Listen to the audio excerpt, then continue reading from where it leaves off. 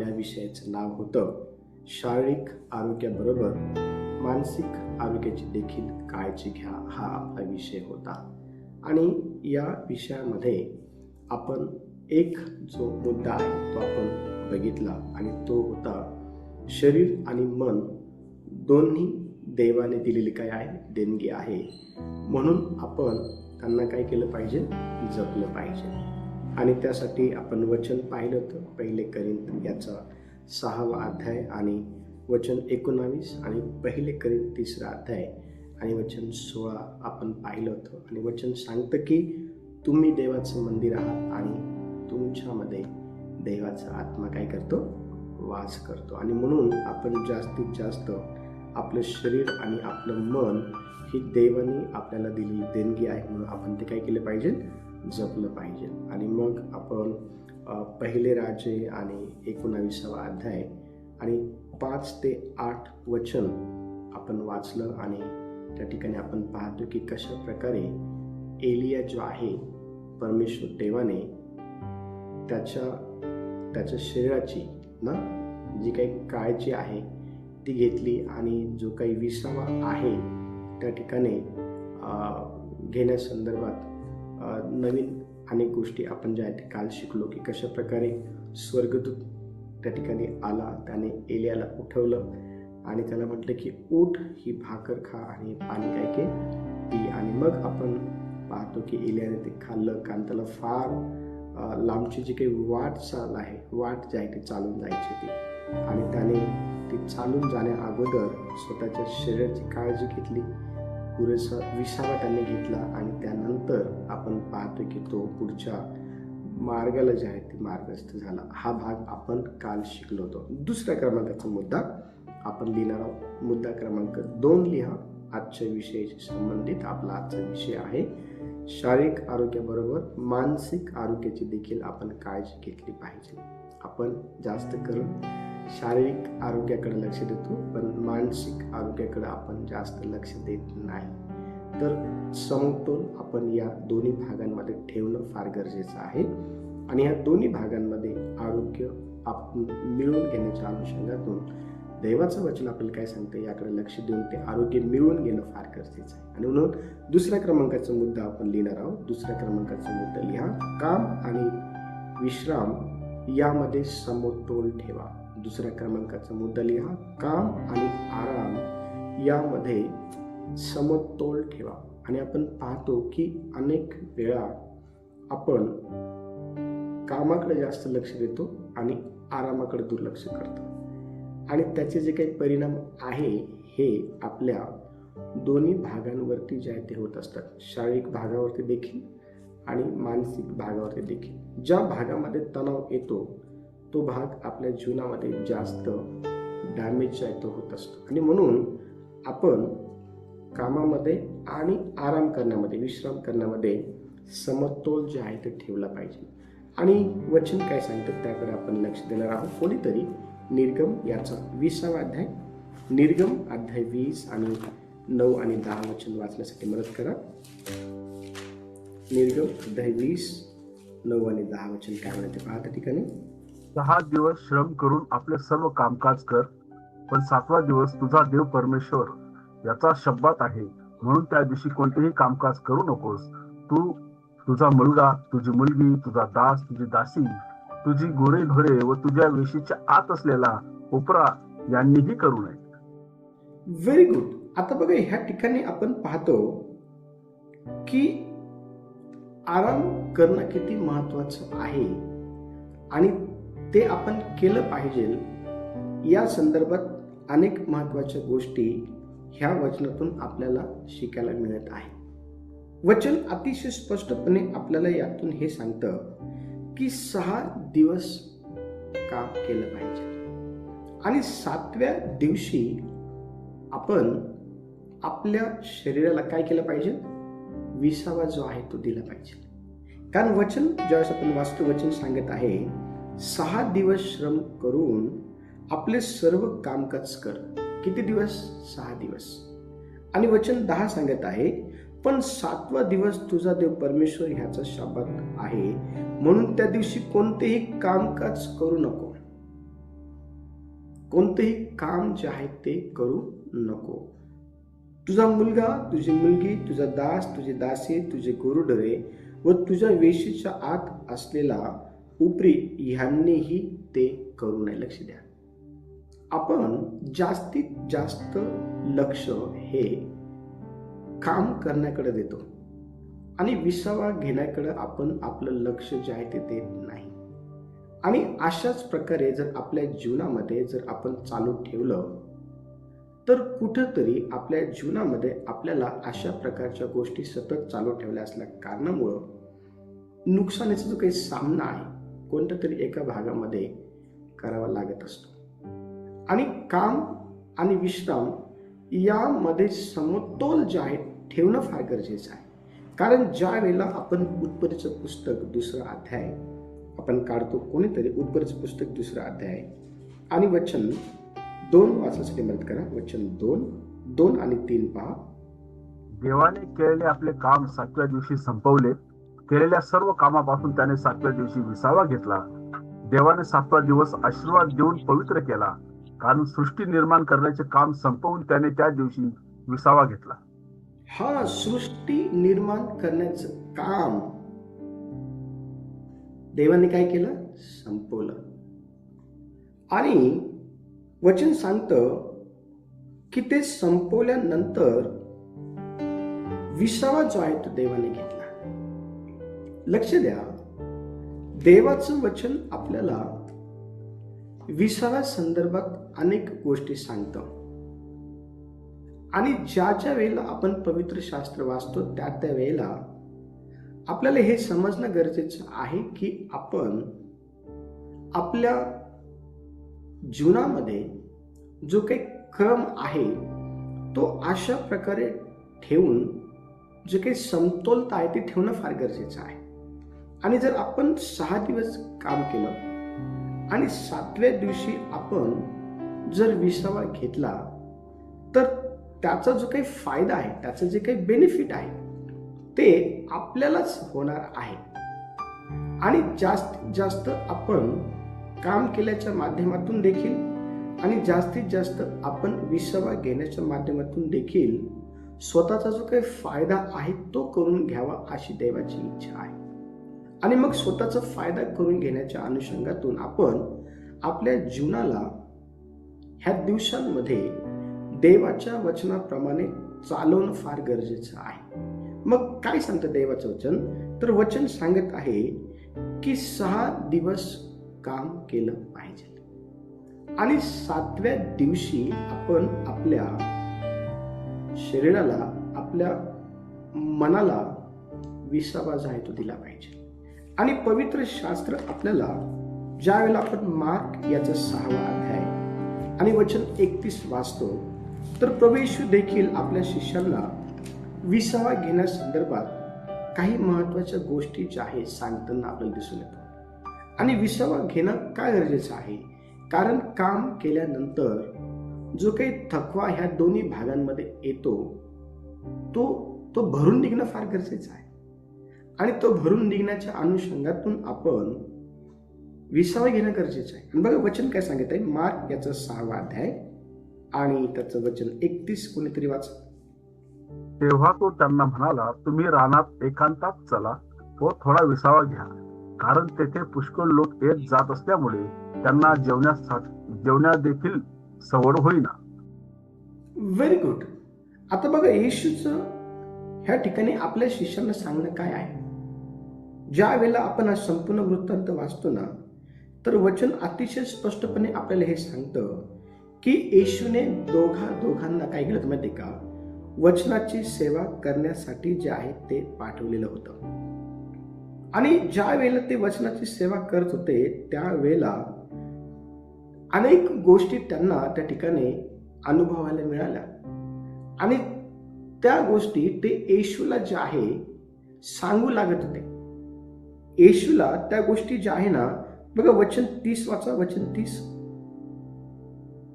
यानंतर प्रेषित येशूजवळ जमा झाले व आपण जे जे केले व जे जे शिकवले ते सर्व त्यांनी त्यांना सांगितले.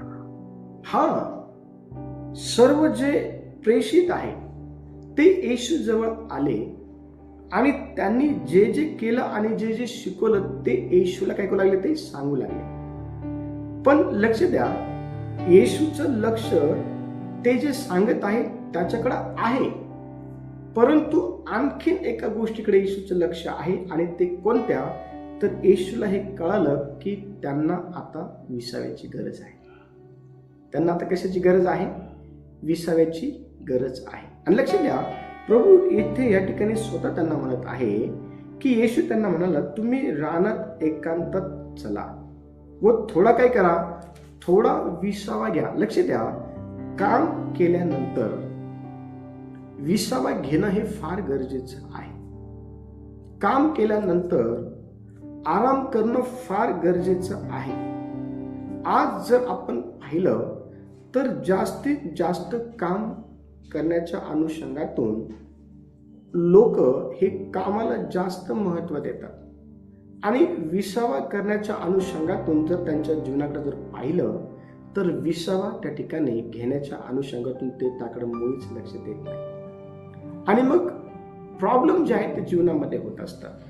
ह्या ठिकाणी वचन अतिशय स्पष्टपणे आपल्याला हे सांगतं की येशू जो आहे ना, आपल्या शिष्यांना घेऊन रानामध्ये एकांतात गेला आणि त्या ठिकाणी त्याने विसावा घेण्यास सांगितलं. मग आपण देखील काय केलं पाहिजे, काय शिकलं पाहिजे.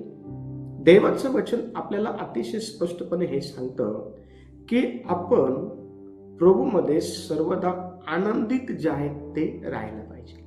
मग प्रभूमध्ये सर्वदा आनंदित राहण्यासाठी आपण वचन आपल्याला काय सांगतं त्याप्रमाणे चालणं गरजेचं आहे. आणि वचन हे सांगतं की आपण 6 दिवस काम केलं पाहिजे आणि आपल्या जीवाला विसावा जो आहे तो दिला पाहिजे.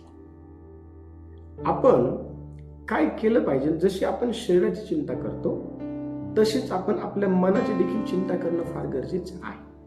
आणि दोन्ही भागांमध्ये जर आरोग्य आहे तर आपल्या जीवनामध्ये निश्चित अर्थाने आपण फार आशीर्वाद अशा प्रकारचे लोक आहोत.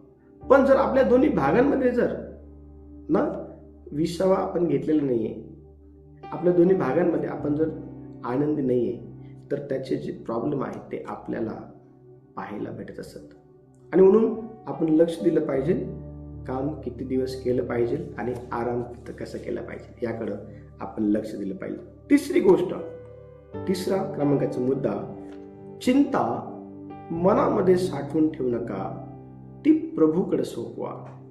मुद्दा क्रमांक 3 लिहा, चिंता मनामध्ये साठवून ठेवू नका, ती प्रभूकडे सोपवा. आपण आपल्या मनामध्ये अनेक चिंता ज्या आहे त्या साठवून ठेवतो आणि त्या चिंता जास्त मोठ्या प्रमाणात आपण साठवून ठेवल्या असल्या कारणामुळं त्या चिंतेचे जे काही दुष्परिणाम आहे ते आपल्या दोन्ही भागांवरती होत असतात. शारीरिक भागावरती देखील होतात आणि मानसिक भागावरती देखील होतात. आणि हे चिंतेचे दुष्परिणाम तुमच्या ह्या दोन्ही भागांवरती होऊ नये म्हणून सर्वात बेस्ट गोष्ट काय आहे तर ती ही आहे की आपण आपल्या चिंता मनात साठवून न ठेवता त्या प्रभूकडे सोपवून दिल्या पाहिजे.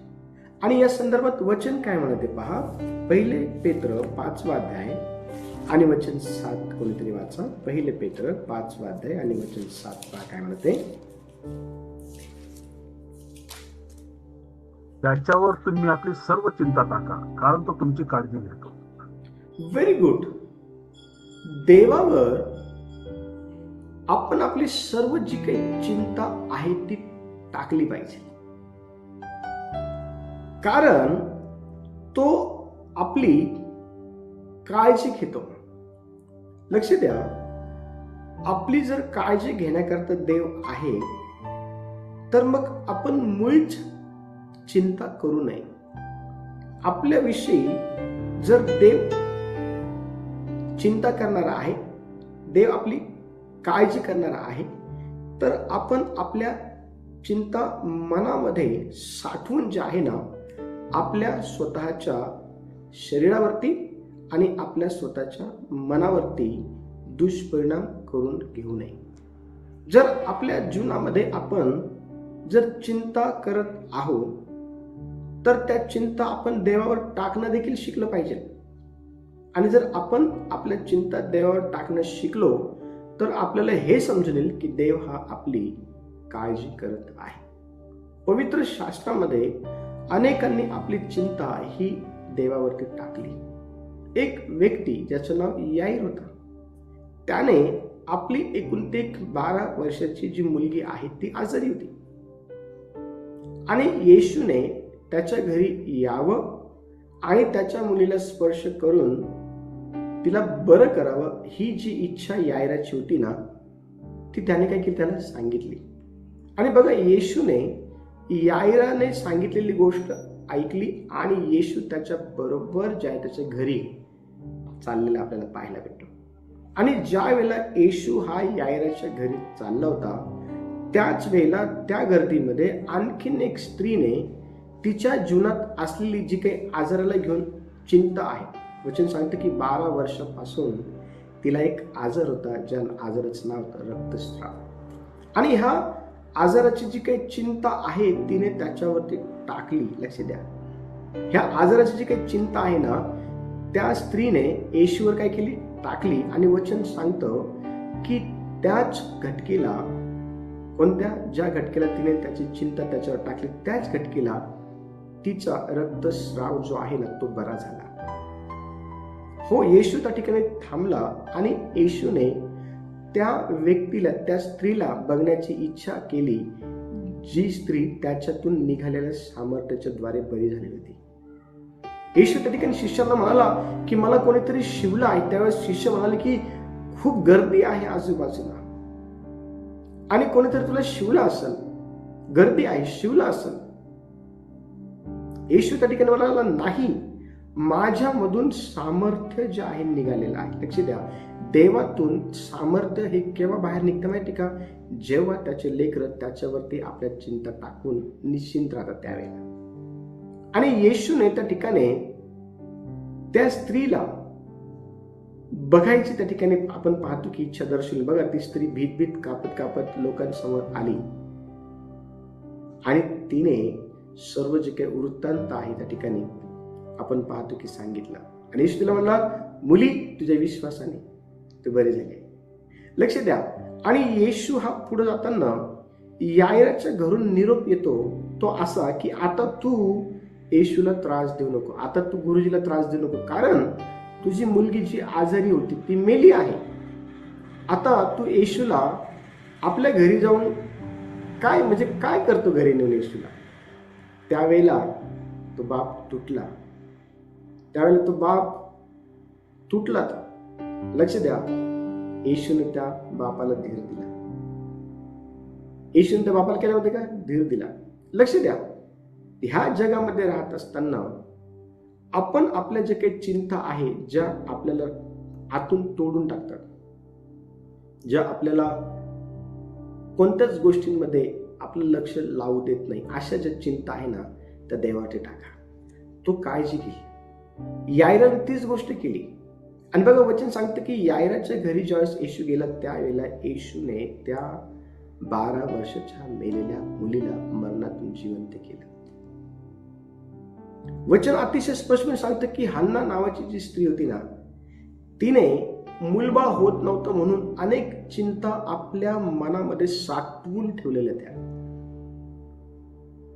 तिला तिची सवत देखील चिडवायची, तिला त्रास द्यायची.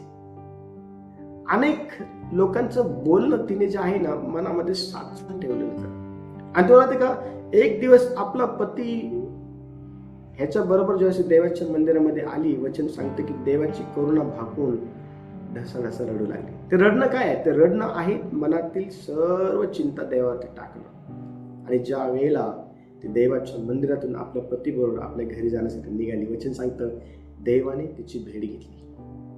देवाने मुलाविषयीची जी काही चिंता होती ना ती दूर केली. तिची चिंता देवाने काय केली माहिती का, दूर केली. लक्ष द्या, मला तुम्हाला हे शिकवायचं आहे, मला तुम्हाला हे सांगायचं आहे की आपण आपल्या मनामध्ये चिंता साठवून आपल्या स्वतः करता त्या चिंतेचे जे काही दुष्परिणाम आहे ते मुळीच जे आहेत ते स्वीकारू नये. चिंतेमुळं आपल्या जीवनामध्ये होणारे जे काही वाईट परिणाम आहे ते मुळीच आपण स्वीकारू किंवा मुळीच त्याचा आपण सामना करू नये. तर आपण आपल्या मनातली जी काही चिंता आहे ती देवावर टाकली पाहिजे. आणि ज्या वेळेला आपण आपल्या मनातली चिंता देवावर टाकतो त्यावेळेला देव हा आपली काळजी घेत असतो. कारण पेत्र आत्म्याच्या प्रेरणेने अतिशय स्पष्टपणे 5व्या अध्यायाच्या 7व्या वचनामध्ये असं म्हणतो, त्याच्यावर तुम्ही आपली सर्व चिंता टाका कारण तो तुमची काळजी घेतो. देव हा काळजी घेणारा देव आहे.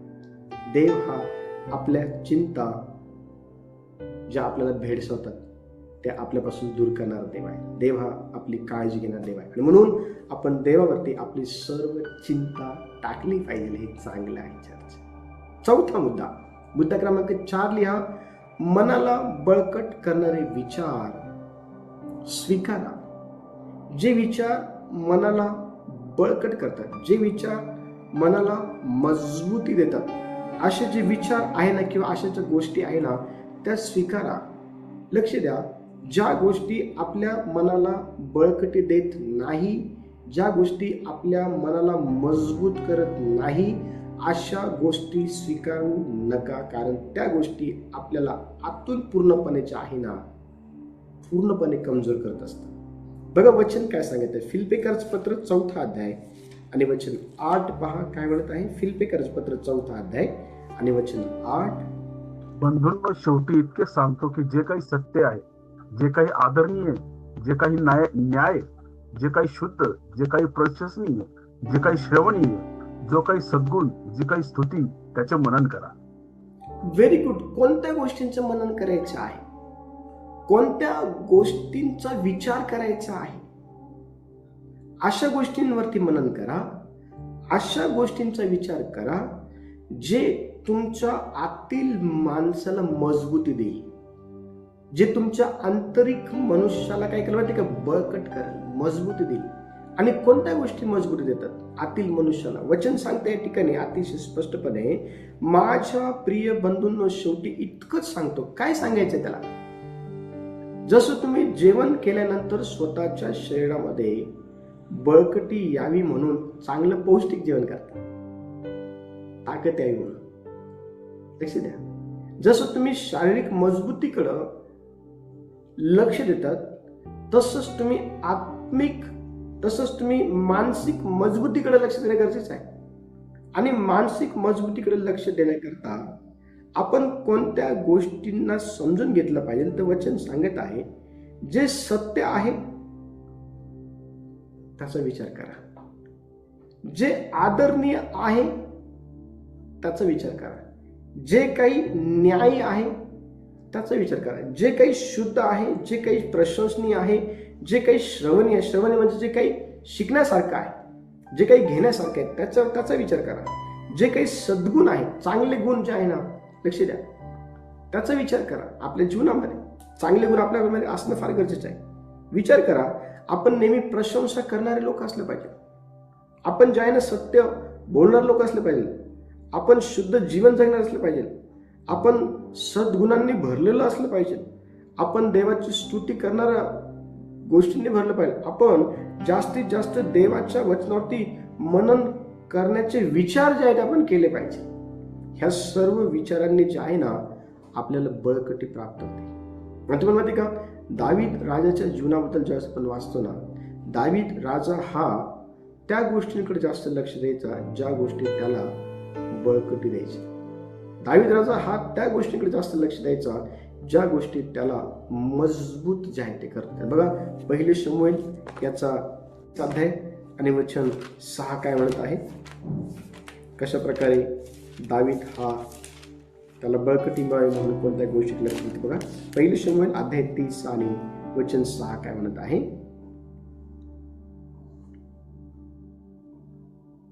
तेव्हा दावीद मोठ्या पेचात पडला, कारण लोक आपले पुत्र व कन्या यांच्यासाठी शुकाकुल होऊन दावीदाला दगडमार करावा असे म्हणू लागले.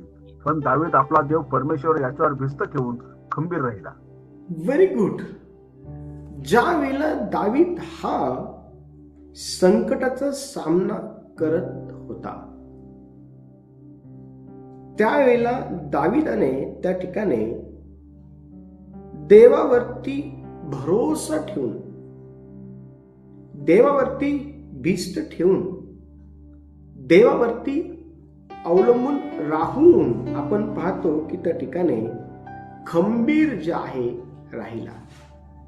लक्ष द्या, ज्या ज्या वेळेला आपण आपल्या जीवनामध्ये संकटांचा सामना करतो आणि त्या संकटांमध्ये आपण परमेश्वरावरती आपली भिस्त ठेवतो ना, तर ती भिस्तच आपल्याला त्या संकटामध्ये स्थिर राहण्याकरता मदत करत असते. ती भिस्त आपल्याला खऱ्या अर्थाने मजबूती जी आहे, बळकटी जी आहे, ताकद जी आहे, सामर्थ्य जे आहे, त्या संकटाचा सामना करण्याची देत असते आणि ते परमेश्वराकडून असतं. लक्ष द्या, वचन स्पष्टपणे आपल्याला सांगतं, ज्या ज्या वेळेला प्रभू येशू ख्रिस्त हा आजारी लोकांना बरं करण्यासाठी गेला, त्या त्या वेळेला आजारी लोकांना बरं करण्या अगोदर येशूने एकांतात जाऊन प्रार्थना केली. आजारी लोकांना बरं करण्या अगोदर, अशुद्ध आत्मे लागलेल्या लोकांना बरं करण्या अगोदर येशूने प्रार्थना केली. येशूचं जीवन हे प्रार्थनामय जीवन होतं. प्रार्थना म्हणजे काय आहे? प्रार्थना ही आहे की देवा, उद्या चालून कोणत्या प्रकारच्या लोकांसमोर मला जावं लागेल आणि कोणत्या प्रकारचे आजार किंवा अशुद्ध आत्मे हे त्यांच्यामध्ये असणं मला माहिती नाही, पण प्रत्येक अशुद्ध आत्मा काढण्याची जे काही सामर्थ्य आहे, जी काही शक्ती आहे ती मला दे. वचन सांगतं, येशू हा प्रार्थनेमध्ये जीवन घालवणार होता.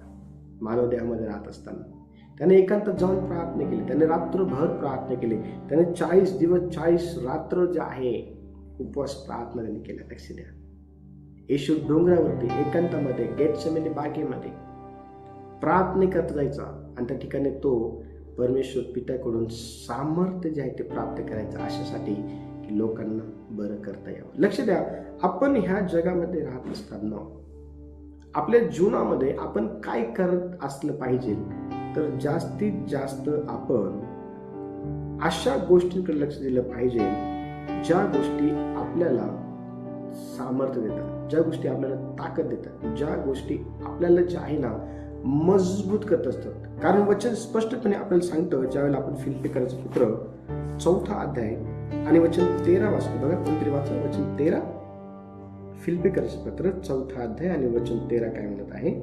मला जो सामर्थ्य देतो त्या ख्रिस्ताकडून मी सर्व काही करण्यास शक्तिमान आहे. Very good. मला जो सामर्थ्य देतो, मला जो शक्ती देतो. लक्षात, सामर्थ्य देणारा कोण आहे? शक्ती देणारा कोण आहे?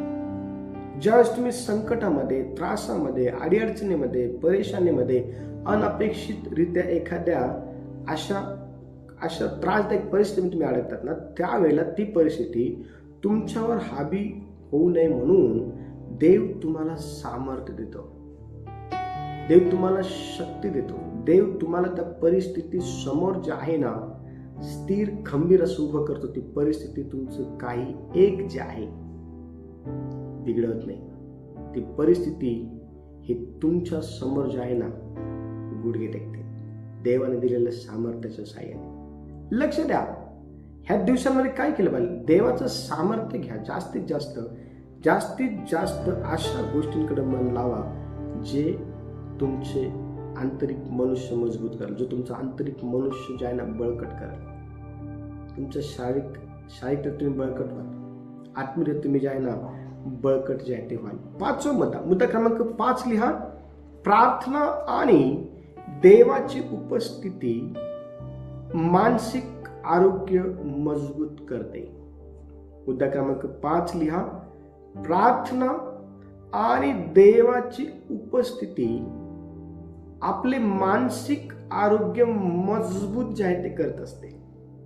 तुम्ही जर प्रार्थना करत राहिले तर तुमच्या त्या प्रार्थनेमुळं देवाची जी काही उपस्थिती आहे ती येईल आणि ती देवाची उपस्थिती तुमचं मानसिक आरोग्य जे आहे ते मजबूत करेल. तुमचं मानसिक आरोग्य जे आहे ना ते मजबूत करेल. आणि बघा, स्तोत्रसंहिता 34 वचन 18 बघा काय म्हणत आहे. स्तोत्रसंहिता 34 आणि वचन 18. परमेश्वर भग्न हृदयी लोकांच्या सानिध्य असतो, अनुतप्त मनाच्या लोकांचा तो उद्धार करतो. Very good. परमेश्वर हा कोणत्या लोकांच्या जवळ राहतो? परमेश्वर हा त्या लोकांच्या जवळ का राहतो?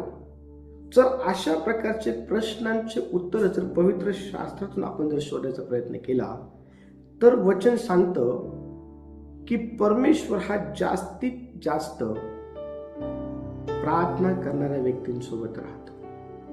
परमेश्वर जास्तीत जास्त जे लोक तुटलेले आहेत, जे लोक खचलेले आहेत, जे लोक निराश आहेत, जे लोक शोक करतात, अशा लोकांच्या सानिध्यामध्ये, लक्ष द्या, अशा लोकांबरोबर जे आहे ते देव राहत असतो. आणि वचन सांगतं की एक व्यक्ती पवित्र शास्त्रामध्ये दिवसातून 3 वेळेस प्रार्थना करणार होता. त्याचं नाव दानिएल होतं.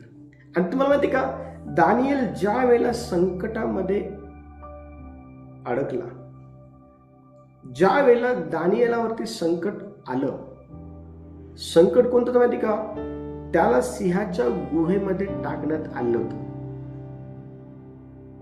ज्या वेळेला दानिएल हा संकटामध्ये अडकलेला होता, त्यावेळेला त्या संकटामध्ये त्याचं संरक्षण व्हावं यासाठी देवाने त्याचा स्वर्गदूत सिंहाची तोंडे बंद करण्याकरता त्या गुहेत पाठवला होता. जर तुम्ही प्रार्थना करणारे लोक असाल,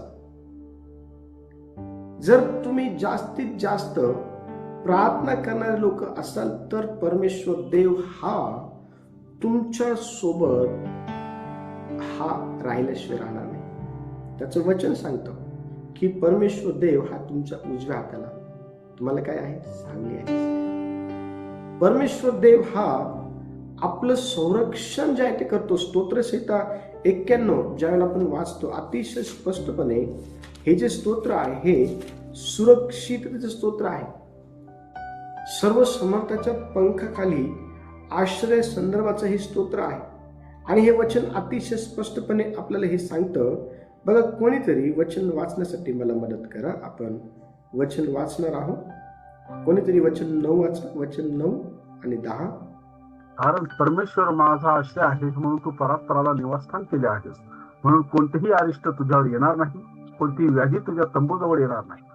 हा, कोणतेही अरिष्ट तुझ्यावर येणार नाही. काय येणार नाही माहिती का? कारण वचन 11 मध्ये त्याचं उत्तर आहे. पहा, वचन 11 मध्ये, कारण तुझ्या सर्व मार्गात तुझे रक्षण करण्याविषयी तो आपल्या दिव्य दूतांना आज्ञा देईल. हा, आपलं रक्षण करण्याकरता देव हा त्याच्या दूतांना काय करा माहिती का, पाठवल आपलं रक्षण करण्याकरता. देवाने मरियेचं आणि योसेफाचं रक्षण करण्याकरता देवदूत जो आहे त्यांच्याकडे पाठवला. वचन सांगतं की योसेफाला देवदूताने स्वप्नामध्ये अनेक गोष्टी सांगितल्या. इकडे जाऊ नको, आता उठ, बाळवतीची आई घ्याने इकडे जा. मागी लोक ज्या वेळेला येशूला बघण्यासाठी आले त्या वेळेला आपण पाहतो की मागी लोकांचं मार्गदर्शन जे आहे त्या ताऱ्याने केलं. आणि मागी लोकांना स्वर्गदूताने स्वप्नात दर्शन देऊन म्हटलं की ज्या रस्त्याने तुम्ही आले त्या रस्त्याने जाऊ नका, दुसऱ्या रस्त्याने जा. लक्ष द्या, स्वर्गदूत काय करतात? आपलं संरक्षण करतात. स्वर्गदूत काय करतात? आपलं मार्गदर्शन करतात. स्वर्गदूत काय करतात? त्या गोष्टी करतात ज्या देवाने त्यांना करण्यासाठी सांगितलेल्या आहेत. आणि कुणासाठी करतात? आपल्यासाठी. आपल्यासाठी काय करतात? कारण आपण प्रार्थना करणारे लोक आहोत.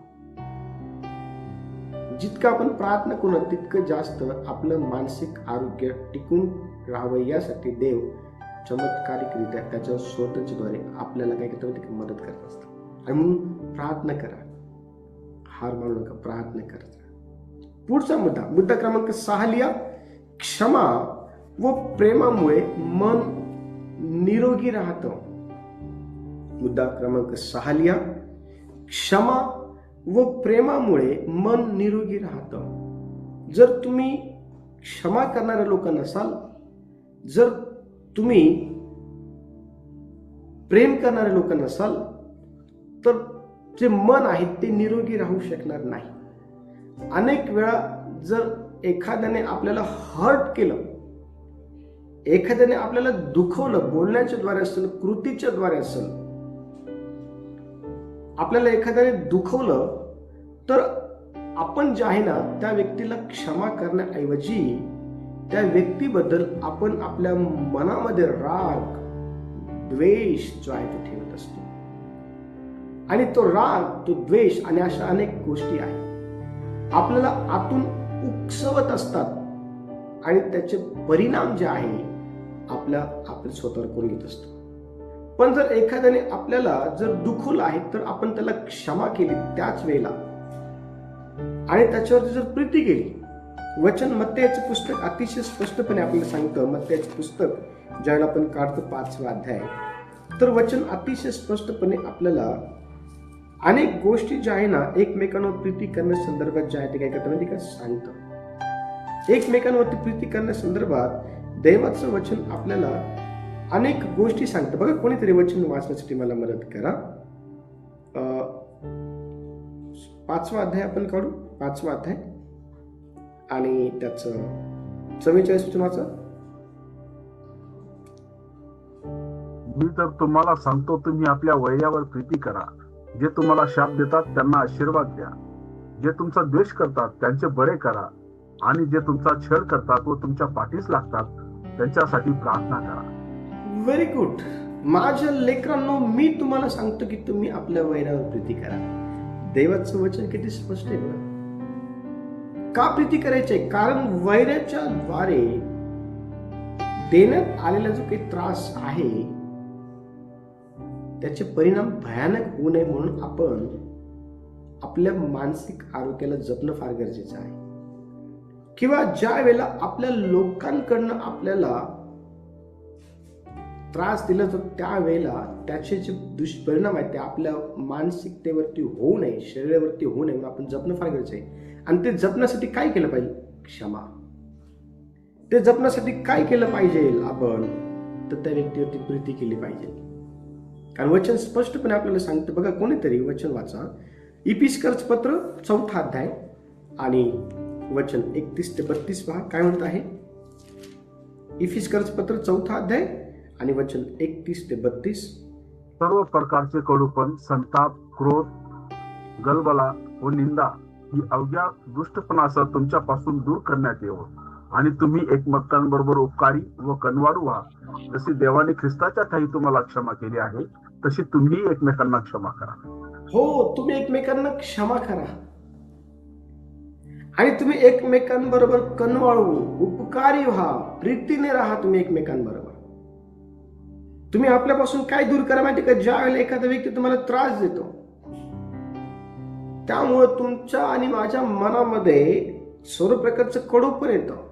संताप, क्रोध, भांडण, निंदा आणि अशा अनेक इतर गोष्टी येतात.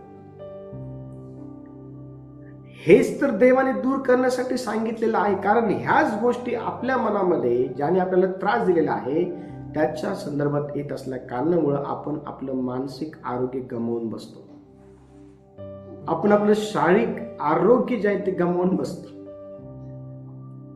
त्याचे दुष्परिणाम आपण आपल्या स्वतःवर करून घेत असतो. हे होऊ नये म्हणून तर वचन सांगतं की तुम्ही एकमेकांना क्षमा करा, एकमेकांबरोबर कनवळू राहा, प्रेमळ राहा, एकमेकांना जे आहे ते तुम्ही वागवून घ्या, समजून घ्या एकमेकांना. जर अशा प्रकारे जर आपण समजून घेतलं, वचन सांगतं की आपण मग निरोगी व्यक्ती राहू, आपण आरोग्य आपल्याला राहील. कारण बघा, योसेपाच्या भावांनी योसेपाचं इतकं वाईट केलं. योसेपाचे जे भाऊ आहे ना, योसेपाच्या भावांनी योसेपाचं खूप वाईट केलं, तर खूप. पण तुम्हाला माहिती आहे का, योसेपाने आपल्या भावांना क्षमा केली आणि त्याने मानसिक स्वातंत्र्य जे आहे ते मिळवलं होतं. बघा, उत्पत्तीचं पुस्तक 45वा अध्याय, उत्पत्ती 45वा अध्याय आणि 4 ते 8 कोणीतरी वाचा. योसेफ आपल्या भावांना म्हणाला, अमर जवळ या. आणि ते जवळ गेले. तेव्हा तो म्हणाला, तुमचा भाऊ योसेफ ज्याला तुम्ही मिसर देशातून विकून टाकले तोच मी. तुम्ही मला या देशात विकून टाकले याबद्दल आता काही दुःख करू नका आणि संताप करून घेऊ नका, कारण तुमचे प्राण वाचवावे म्हणून देवाने मला तुमच्या पुढे पाठवले. या देशात आज 2 वर्ष दुष्काळ आहे, आणखी 5 वर्ष अशी येणार आहेत की त्यात नांगरणी कापणी काही व्हायची नाही. देवाने मला तुमच्या पुढे यासाठी पाठवले की तुमचा पृथ्वीवर अवशेष ठेवावा, महान सुटकेद्वारे तुम्हाला वाचवावे आणि तुमची वैश्यवृत्ती होऊ द्यावी. तर आता तुम्ही नव्हे तर देवाने मला येथे पाठवले. मला त्याने फारोच्या बापा समान करून त्याच्या सर्व घरदाराचा स्वामी व मिसर देशाचा शास्ता करून ठेवले आहे. Very good. बघा योसेफ काय म्हणत भावांना, तुम्ही मला मिस्र देशामध्ये विकून टाकलं. हो, भावांनी त्याला मिस्र देशामध्ये विकून टाकले असल्या कारणामुळं त्याला खूप यातना झाल्या. बापापासून लांब, आपल्या आप्तजनांपासून लांब, तुरुंगामध्ये. विचार करा, इतक्या यातना त्याने आपल्या भावांनी त्यांना दिल्या, त्या इतक्या यातना दिल्या त्या योसेफाला भावांनी. आणि तो काय म्हणते माहिती का, आता दुःख नका करू, ठीक आहे तुम्ही ते केलं ना, ठीक आहे. आता संताप नका करू, एकमेकांवरती राग नका काढू, जाऊन द्या, सोडून द्या त्या गोष्टी, सोडून द्या त्या गोष्टी. लक्ष द्या, जर तुमचे जर वाद झाले घरामध्ये किंवा जर काही त्रास तुम्हाला देण्यात आला, तर अशा वेळेला वाईट वाटून घेऊ नका. कारण त्या वेळेला मानसिक आरोग्य आणि शारीरिक आरोग्य जे आहे ना, त्या ठिकाणी आपण गमावून बसण्याची शक्यता नाकारू शकत नाही.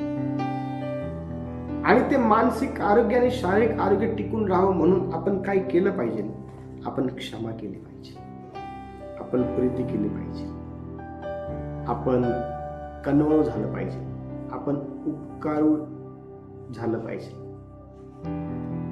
ही देवाची इच्छा आहे, ही देवाची आपल्याकडनं इच्छा आहे. आपण असं राहिलं पाहिजे. शेवटचा मुद्दा लिहा, तो एक्सप्लेन करत नाही फक्त लिहून घ्या. देवावर आशा ठेवल्याने मन ताजेतवाने राहते. शेवटचा मुद्दा लिहा, 7व्या क्रमांकाचा. देवावर आशा ठेवल्याने मन ताजेतवाने राहते. यशाया 40वा अध्याय आणि वचन 31. यशाया 40वा अध्याय आणि वचन 31 लिहून घ्या आणि हे वचन मग तुम्ही नंतर जे आहे ते वाचा. लक्ष द्या, देवावरती विश्वास ठेवल्याने आपलं मन जे आहे ते फ्रेश ताजतवानं राहतं. आणि म्हणून या दिवसांमध्ये आशा ठेवल्याने जास्तीत जास्त आशा देवावरती ठेवा आणि जे शारीरिक आणि मानसिक आरोग्य आहे ते मिळवण्याचा प्रयत्न करा. देवाचं वचन सांगतं त्याप्रमाणे केल्याच्याद्वारे शारीरिक आणि मानसिक आरोग्य हे आपण प्राप्त केल्याशिवाय राहणार नाही. देवा या वचनाच्या द्वारे सर्वांना आशीर्वाद दे. सर्वांना प्रेज लॉर्ड. सर्वांना